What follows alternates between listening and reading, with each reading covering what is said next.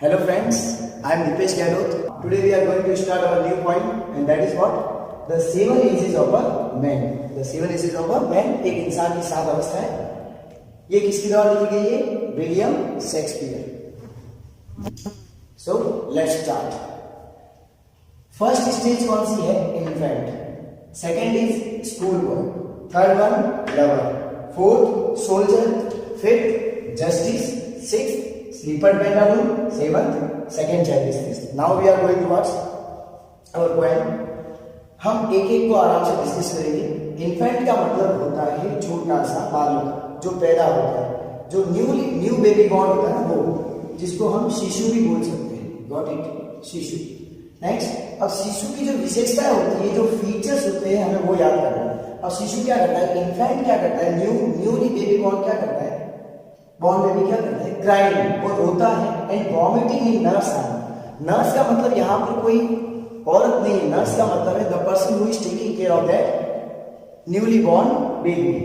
तो यहाँ पर क्राइंग एंड वॉमिटिंग आपको याद रखना है. वो क्या करता है? रोता है, बिलखता है और उल्टियां करता है. पॉइंट में आपने वर्ड दिया हुआ है mewling and puking in nurse arm. तो उनका मतलब यहाँ पर ये है. Next is what? School boy. कौन सा? School boy. यही होती है अपनी लाइफ की सेकंड स्टेज. हम स्कूल जाते हैं लेकिन कभी भी मर्जी से नहीं जाते. हमें घर वाले अपने उठा के लेके जाते हैं. और वही यहाँ पर होगा. सेम चीज हियर. ग्रम्बलिंग, कंप्लेनिंग, शिकायतें करता होगा.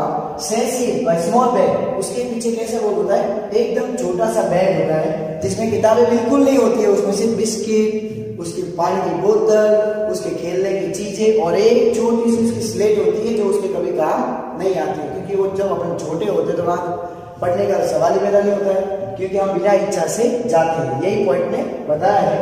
आगे वो चलता कैसे है? स्नेल के जैसे. स्नेल यानी क्या होता है? घोंघा. एक्चुअली जो छोटा सा इंसेक्ट होता है जिसको बहुत धीरे धीरे जो क्या करता है? मूव करता है, उसे क्या बोलते हैं? स्नेल. तो यहाँ पर पॉइंट ने छोटे से स्कूल बॉय को किससे कंपेयर किया है? स्नेल से. क्योंकि वो क्या करता है? क्रीपिंग करता है. यहाँ पर क्रीपिंग का मतलब क्या है? Moving slowly. मतलब क्या है यहाँ पर? Moving slowly. क्योंकि वो छोटा सा बच्चा धीरे धीरे स्कूल जाता है, इसलिए उसको हम कवि ने किससे कंपेयर किया? स्नेल से. Next is what? Unwillingly here. उसको स्कूल वाले अगेंस्ट हिज, मतलब उसकी इच्छा के बिना कहाँ भेज रहे हैं? स्कूल भेज रहे हैं. Next is what? Lover. Lover कौन सी स्टेज है? Third stage. अब इसके बारे में मैंने सिर्फ इतना सा ही लिखा है क्योंकि लवर वाली स्टेज मेरे से ज्यादा आप सबको पता ही है. अब आपको बताइए, आप आगे देखना. आप शाइन लाइक फर्नेस, भट्टी के जैसे वो आगे बढ़ता है डियर. अपनी प्रेमिका से मिलने के लिए वो भट्टी के जैसे आगे बढ़ता है. Next is what? Pathetic love song. उसके लिए दर्द भरे, दुख भरे और गीत गाता है. Beauty of his beloved. और वो जो अपनी प्रेमिका होती है उसकी सुंदरता में हमेशा खोया हुआ रहता है. उसकी सुंदरता के लिए गीत लिखता है और गीत गाता है. जो पॉइंट में वर्ड आया हुआ है वो है with woeful ballad. Next is what? Soldier. अब सोल्जर की एज में क्या बताया गया है? Offensive words. Soldier taking strange roles. वो अलग अलग कई प्रकार की सौगंध लेता है. मतलब क्या हो गया? वो कई प्रकार की सौगंध लेता है. जैसे कि आप 14 फेब को हुआ भी आपने भी देखा है हमारे देश के सोल्जर्स के साथ क्या हुआ. बाय द वे बहुत दुखी घटना थी. हम सबको शहीदों की इज्जत करनी चाहिए, सम्मान करना चाहिए. आते हैं, चलो इसी पर आते हैं. Soldier offensive words. डियर, वो दुश्मन को मारने के लिए हमेशा रेडी रहता है. शो एंगर, वो अपना गुस्सा जाहिर करता है. Bearded like part. डियर, वो तेंदुए के जैसे दाढ़ी रखता है. मतलब डियर वो सजने संवरने में ध्यान नहीं देता है. बिल्कुल सजने संवरने में ध्यान नहीं देता है. इसका जस्ट उल्टा. हम सब सजने संवरने पर ध्यान देता है, लेकिन वो किसके सजने संवरने पर ध्यान देता है? अपने देश के लिए, कि मेरा देश सजा हुआ होना चाहिए, मेरे देश में कोई दुखी नहीं होना चाहिए, मेरे देश का हर बंदा शांति से सोना चाहिए. तब जाके वो नींद नहीं लेता है. पर आपने देखा भी है, शहीद भी हुए. Next, sensitive, violent. और वो क्या होता है? उग्र होता है. किसके लिए? हमेशा लड़ाई के लिए वो उग्र रहता है. Bubble reputation. बस उसे चाहिए क्या? कोई रुपया, पैसा, बोनस, सैलरी, कमीशन उसको कुछ नहीं चाहिए. डियर, उसको सिर्फ चाहिए क्या? Bubble reputation. क्या चाहिए उसे? Bubble reputation. बबल रेपुटेशन का मतलब ये है मोमेंटरी रेपुटेशन. अगर उसे आप थोड़ी सी भी इज्जत दो दोगे, वो अपने बॉडी को सेक्रीफाइस करने के लिए रेडी रहता है. A soldier will be always ready to sacrifice his body for his country if you are giving him a small amount of respect. Next is what, cannon, lord heavy gun. Cannon का मतलब होता है तोप। Dear, अगर आप उसे तोप के मुंह के सामने भी खड़ा कर दोगे तो भी वो नहीं घबराएगा। He will not afraid with standing before a cannon. Dear, से आप तोप के आगे भी खड़ा कर दो, मतलब वो प्राणों की आहुति देने के लिए वहां पर रेडी है। He is ready to sacrifice his body for his nation. Next is what, justice. Justice का मतलब होता है जज। जस्टिस का मतलब होता है जज। डियर, जज की स्पेलिंग है JUDGE, जो कि हम लाइफ में आजकल सब करते हैं, जजमेंट, जल्दी से किसी के बारे में जजमेंट दे दी। जस्टिस, राउंड बेली, अब उसका पेट कैसा आ चुका होता है, ये बाहर आ चुका होता है। Next is what, capon. Capon का मतलब होता है घोड़े से मुर्गे का मांस। एक्चुअली ये कैपन का मतलब यहाँ पर ड्राइव, रिश्वत। क्या है यहाँ पर, रिश्वत।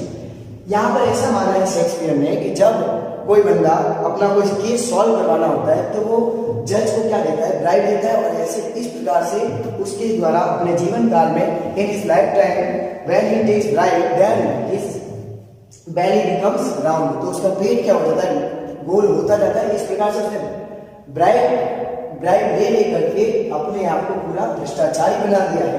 Next is what, strict eyes. इसकी आइज कैसी होती है, स्ट्रिक्ट आइज होती है। फॉर्मल कट, डियर, वो बियर्ड कैसे रखता है, फॉर्मल कट रखता है। Next is what, white saws, and there will be always tremendous, always so many instances, modern instances, white saws at his finger tips. Dear, उसके हमेशा हाथों के जबान के ऊपर, कहने का मतलब हमेशा उसके मुहावरे, डायलॉग्स रहेंगे। जैसे कि होता है कि नहीं, अब जैसे मेरी क्लास में कोई बच्चे होते हैं जो बीच में बोल देते हैं हाँ सर ये होता है, जबकि उसको पूछा ही नहीं है। तो हम भी नॉर्मली ऐसे बोलते ही हैं, अधजल गगरी छलकत जाए, मतलब half knowledge is dangerous.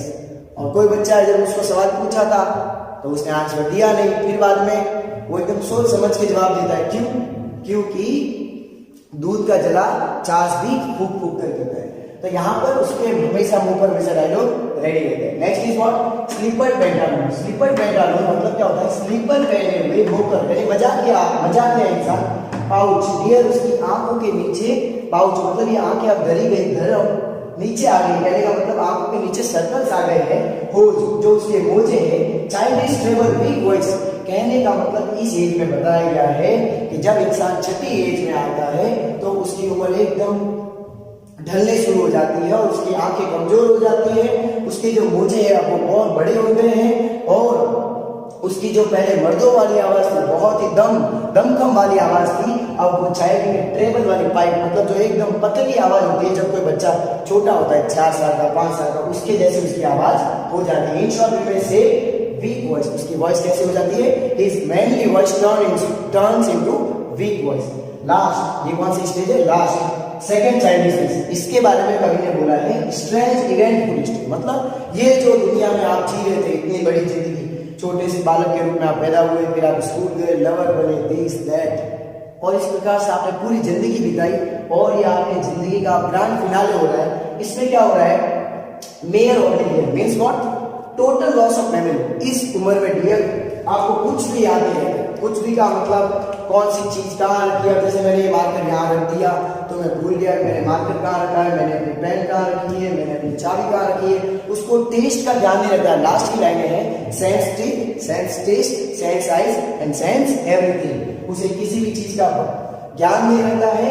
Next is what, ये कौन सा सीन है, लास्ट सीन है, और इस प्रकार से एक इंसान अपने जीवन की 7 अवस्थाएं पूरी करता है। Now we will repeat. First कौन सी थी, infant. Second school boy. Third one lover. Fourth soldier. Fifth justice. Sixth sleeper pantaloon. Seventh second childishness.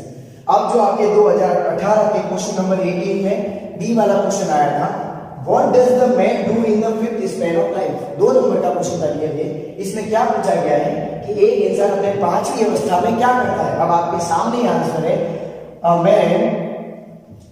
the man do the justice role in his 5th span of life, and in that span his belly becomes round and his eyes becomes straight, and he always gives modern instances, white sauce, and he keep formal cut beard. इस प्रकार से आपको जिस एक stage को याद रखना है और उसके फीचर्स को याद रखना है। किसको याद रखना है डियर, फीचर्स को याद रखना है। इस पॉइंट से इसके बाद कोई क्वेश्चन नहीं आता है। अब अगर आपके इसमें कोई डाउट आए तो प्लीज आप मुझे कमेंट सेक्शन में बताइएगा। Thank you very much.